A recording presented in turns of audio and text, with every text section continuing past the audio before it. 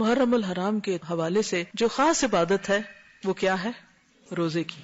اس کی کیا فضیلت ہے آپ کو معلوم ہے؟ عن ابی ہریرہ رضی اللہ عنہ قال قال رسول اللہ صلی اللہ علیہ وسلم افضل الصیام بعد رمضان شہر اللہ المحرم وافضل الصلاة بعد الفریضة صلاة اللیل. حضرت ابو ہریرہ سے روایت ہے کہ رسول اللہ صلی اللہ علیہ وسلم نے فرمایا رمضان کے بعد افضل روزے شہر اللہ المحرم کے ہیں، اور فرض نماز کے بعد افضل نماز رات کی نماز ہے. یعنی جس طرح فرض نمازوں کے بعد سب سے افضل نماز تہجد کی نماز ہے، اسی طرح رمضان کے بعد افضل ترین روزہ محرم کا روزہ ہے. عن ابی ہریرہ قال جاء رجل الى النبي صلی اللہ علیہ وسلم فقال ای صیام افضل بعد شہر رمضان قال شہر اللہ الذی تدعونہ المحرم.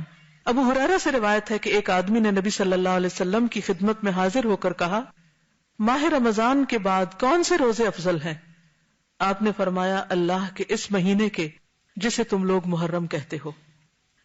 حضرت ابن عباس سے عاشورہ کے روزے کے بارے میں پوچھا گیا، یعنی خاص طور پر 10ویں محرم کا روزہ جو ہے. جب حضرت ابن عباس سے اس کے بارے میں پوچھا گیا تو انہوں نے کہا میرے علم کے مطابق رسول اللہ صلی اللہ علیہ وسلم نے کسی دن کو سب دنوں سے افضل سمجھ کر روزہ نہیں رکھا سوائے اس دن کے یعنی عاشورہ کے، اور نہ کسی مہینے کے سوائے اس مہینے کے یعنی رمضان میں. یعنی رمضان کے روزے بہرحال سب سے افضل ہے، اس کے بعد ثواب کے اعتبار سے اس دن کا روزہ. ابن عباس کہتے ہیں کہ رسول اللہ صلی اللہ علیہ وسلم رمضان کے بعد کسی دن کی اور دنوں پر فضیلت کا انتظار نہیں فرماتے تھے سوائے عاشورہ کے دن کے. اور یہ بھی آپ کو معلوم ہے نا کہ رمضان کے روزے فرض ہونے سے پہلے محرم کے روزے ہوتے تھے. یہ بھی یاد رکھیے کہ یہود بھی محرم میں روزے رکھتے تھے، اور خصوصاً 10 محرم کا روزہ. اور اسی طرح دور جاہلیت میں قریش بھی محرم کو روزہ رکھا کرتے تھے. اور عاشورہ کا روزہ اتنا اہم ہے، یعنی 10ویں محرم کا، اور اس کا تعلق بھی واقع کربلا سے نہیں ہے، یہ اس سے پہلے کا روزہ ہے کہ بچوں کو بھی روزہ رکھواتے تھے. ربیہ بنت معوذ کہتی ہیں کہ رسول اللہ صلی اللہ علیہ وسلم نے عاشورہ کی صبح کو انصار کے محلوں میں کہلا بھیجا کہ جس نے صبح کھا پی لیا ہو وہ دن کا باقی حصہ روزے کی طرح پورا کرے، اور جس نے کچھ کھایا پیا نہ ہو وہ روزے سے رہے. وہ کہتی ہیں کہ پھر بعد میں بھی اس دن روزہ رکھتے اور اپنے بچوں کو بھی رکھواتے. انہیں ہم اون کے کھلونے دے کر بہلاتے، جیسے گڑیا وغیرہ ہوتے ہیں نا، ہم کپڑے کے بناتے ہیں، تو وہ اون کے کچھ کھلونے وغیرہ بنا کے وہ بچوں کو دیتے کہ اس سے کھیلیں، اور ان کو بہلائے رکھتے. جب کوئی کھانے کے لیے روتا تو وہی دیتے یہاں تک کہ افطار کا وقت آ جاتا. اب یہ رونے والے بچوں کا روزہ ہے. کون سی عمر کے بچے ہو سکتے ہیں؟ بہت چھوٹے بچے. تو اب آپ دیکھ لیجیے آپ کے گھر میں چھوٹے سے چھوٹا کون ہے اور وہ کیا کرے گا. ان کو کس سے بہلانا ہے؟ آپ نے کوئی کھلونے وغیرہ رکھے ہوئے کہ نہیں، یا بنا کے رکھے ہوئے نہیں. امام زہری رحمۃ اللہ علیہ حالت سفر میں بھی عاشورہ کا روزہ رکھتے. یعنی ہو سکتا ہے آپ میں سے بعض لوگ ٹریولنگ میں ہوں تو وہ بھی سن لیں. ان سے کہا گیا کہ آپ رمضان میں سفر کرتے ہیں تو روزہ نہیں رکھتے، تو انہوں نے کہا بے شک اللہ تعالیٰ رمضان کے بارے میں فرماتے ہیں کہ اس کی گنتی دوسرے دنوں کی گنتی سے پوری کر لو، جبکہ عاشورہ کے بارے میں ایسا نہیں فرمایا کہ یہ روزہ تم کسی اور دن رکھ سکتے ہو، اس لیے اس دن رکھتا ہوں. حضرت ابو قتادہ کہتے ہیں کہ رسول اللہ صلی اللہ علیہ وسلم نے فرمایا صیام یوم عاشوراء احتسب علی اللہ ان یکفر السنۃ التي قبلہ. صحیح مسلم. نبی صلی اللہ علیہ وسلم نے فرمایا میں سمجھتا ہوں کہ اللہ تعالیٰ عاشورہ کے دن کے روزے کے بدلے گزشتہ 1 سال کے گناہ معاف فرما دے گا. ابو قتادہ ہی سے روایت ہے کہ عاشورہ کے دن کے روزے کے بارے میں پوچھا گیا تو آپ نے فرمایا یہ پچھلے 1 سال کے گناہوں کا کفارہ ہے. حضرت عبداللہ بن عباس سے روایت ہے نبی صلی اللہ علیہ وسلم مدینہ تشریف لائے تو یہود کو یوم عاشورہ کا روزہ رکھتے دیکھا تو پوچھا تم اس دن کیوں روزہ رکھتے ہو؟ انہوں نے جواب دیا یہ عظمت والا دن ہے، اس دن اللہ تعالیٰ نے حضرت موسیٰ اور ان کی قوم کو نجات دی تھی اور فرعون اور اس کی قوم کو غرق کر دیا، تو حضرت موسیٰ نے بطور شکر اس دن کا روزہ رکھا، تو اس لیے ہم بھی یہ روزہ رکھتے ہیں.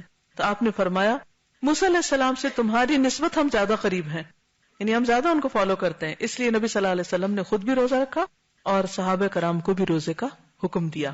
لیکن یہود کی مشابہت سے بچنے کے لیے آپ نے 10 کے ساتھ 9 محرم کے روزے کو ملانے کی خواہش کا اظہار کیا. حضرت عبداللہ بن عباس سے روایت ہے کہ رسول اللہ صلی اللہ علیہ وسلم نے عاشورہ کا روزہ رکھا اور لوگوں کو بھی اس کے رکھنے کا حکم دیا. تو لوگوں نے کہا اللہ کے رسول صلی اللہ علیہ وسلم یہ وہ دن ہے جس کی یہود اور نصارہ عزت کرتے ہیں. آپ نے فرمایا جب اگلا سال آئے گا اگر اللہ نے چاہا تو ہم 9 تاریخ کا روزہ بھی رکھیں گے، لیکن اگلا سال آنے سے پہلے آپ کی وفات ہو گئی. تو اس سے پتہ کیا چلتا ہے کہ 9 محرم کا بھی 7 روزہ رکھے. بعض لوگوں نے 10 اور 11 کی بات کی لیکن وہ سند ضعیف ہے، اس لیے افضل کیا ہے 9 اور 10 کا روزہ رکھنا. لیکن اگر کسی وجہ سے آپ 2 دن کا نہیں بھی رکھ سکتے، افضل تو یہی ہے، تو کم از کم 10 کا روزہ رکھنا نہ بھولیے. تو آج آپ نے کچھ سیکھا. کیا سیکھا؟ کیا آپ چاہتے ہیں کہ اور بھی سیکھیں؟ پھر آپ میں سے ہر ایک پہ لازم ہے کہ یہ پمفلٹ خود بھی پڑھیں.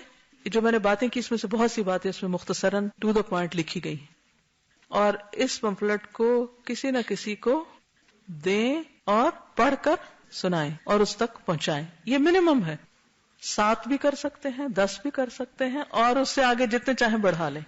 ٹھیک ہے. اسی طرح اس ٹاپک پر کیسٹ بھی ہیں. سال نو کا پیغام بسلسلہ محرم الحرام. نئے سال کے شروع میں ہمیں چونکہ وقت آپ دیکھیں کہ سال پہ سال گزرتے جا رہے ہیں، مہینوں پہ مہینے گزرتے جا رہے ہیں، اس لیے بہت ضروری ہے کہ ہم اپنے وقت کی قدر و قیمت پہچانیں، اور صرف سالوں کو نہیں، مہینوں، ہفتوں اور دنوں کو نہیں، گھنٹوں اور منٹس کو نہیں، لمحوں کو بھی بچائیں، ان کی بھی حفاظت کریں. تو اس لیے یہ کیسٹ بھی سنیں، لمحوں کی حفاظت، کیونکہ ہم سب نے کیا کرنی ہے؟ ہجرت. کس سے؟